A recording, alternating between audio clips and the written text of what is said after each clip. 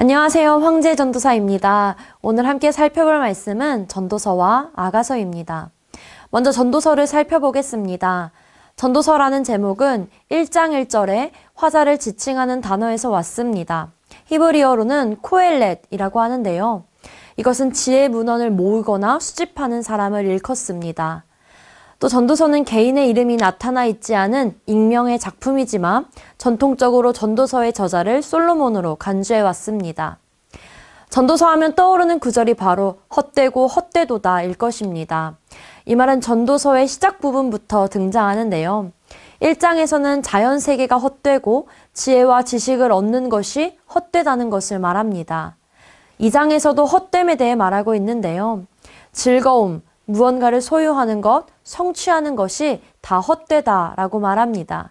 행복은 현세의 부귀영화로부터 오는 것이 아님을 알려주고 있습니다. 3장에서는 인생의 시기에 대해 말합니다. 모든 일에는 때가 있기 때문에 주권자이신 하나님을 경외해야 된다고 말합니다. 4장에서는 인간이 세상에서 육신을 위해 수고하는 것이 다 헛되다라고 말합니다. 인간 사회는 경쟁과 시기와 또 불안을 낳기 마련이죠. 5장에서는 인생의 태도에 대해서 말하고 있습니다. 사람은 하나님을 경외해야 하고 경건하며 공의롭고 청렴결백하며 낙관적인 태도를 취해야 합니다.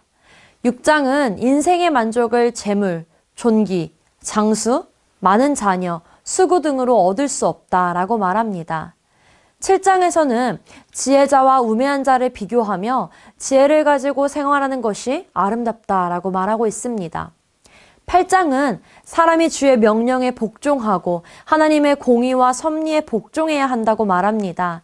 8장 1절에 의하면 지혜는 그의 얼굴에 광채를 내게 하는 것입니다. 9장은 인생의 노력에 대한 내용입니다.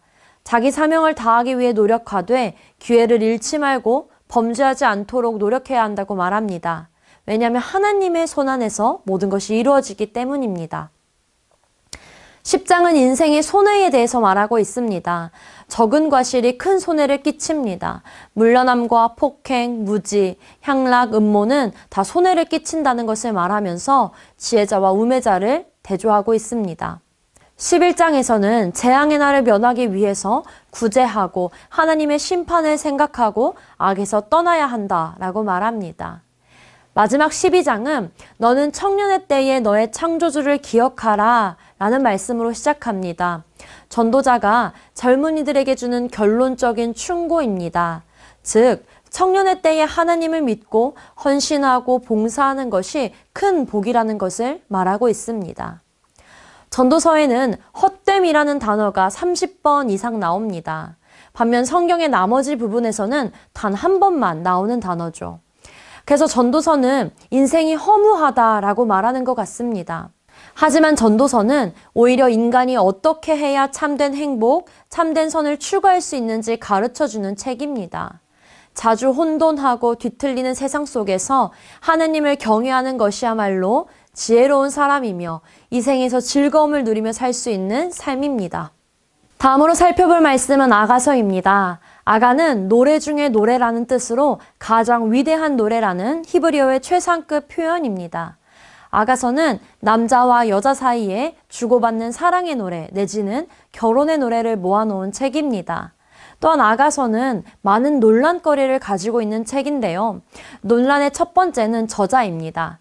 일반적으로 1장 1절 솔로몬의 아가라 라는 구절 때문에 솔로몬을 저자로 언급하지만 문법적으로 보면 이게 솔로몬이 썼다는 것인지 솔로몬에게 경의를 표하는 작품으로 기록됐다는 것인지 명확하지가 않습니다. 두 번째 논란은 정경으로서의 적합성입니다. 아가서를 읽다 보면 민망할 정도로 노골적이고 적나라한 성적 표현들이 사용된 것을 발견할 수 있습니다. 그래서 실제로 유대인들은 30세 이전에는 아가서를 읽지 못하도록 하기까지 합니다. 뿐만 아니라 아가서에는 하나님이 등장하지 않고 하나님의 구원 행동이나 이스라엘 역사에 대해 암시하는 구절이 전혀 없기 때문에 정경의 가치가 적다고 여겨지기도 했습니다. 그럼에도 아가서를 정경이라고 보는 데는 크게 두 가지 근거가 존재합니다. 이것이 솔로몬에게 속한 책이라는 점과 또 하나님과 이스라엘 사이의 관계를 암시하고 있다는 유형적 해석에서입니다. 그러나 이러한 해석에도 논란이 있습니다. 이것이 바로 세 번째 논란인데요. 아가서에는 다양한 해석 방법이 존재한다는 것입니다. 조금 전에 이야기한 것처럼 하나님과 이스라엘 사이의 사랑, 더 나아가서 그리스도와 교회 사이의 사랑으로 해석하는 방법이 있습니다.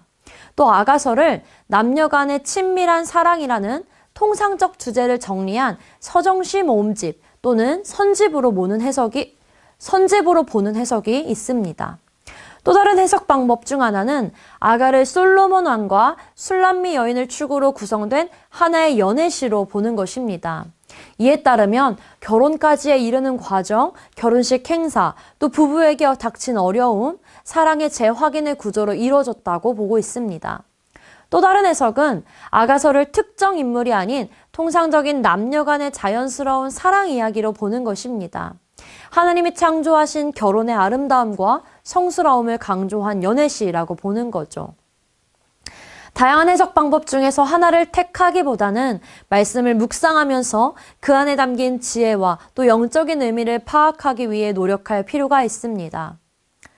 아가서는 그 구조를 파악하기가 어렵지만 내용에 따라 대략적인 구조를 살펴보겠습니다.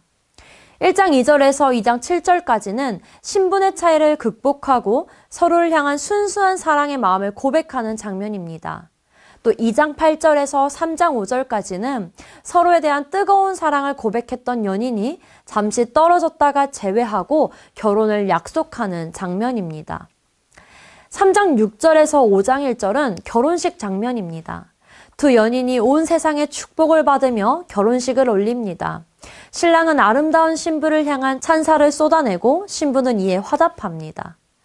5장 2절에서 6장 9절은 결혼 초기에 경험한 사랑의 갈등에 대해서 언급하고 있습니다. 그러나 이내 과거 신랑의 사랑이 얼마나 귀한 것인지를 깨닫고 사랑의 회복을 위해 최선을 다하는 모습을 보여줍니다.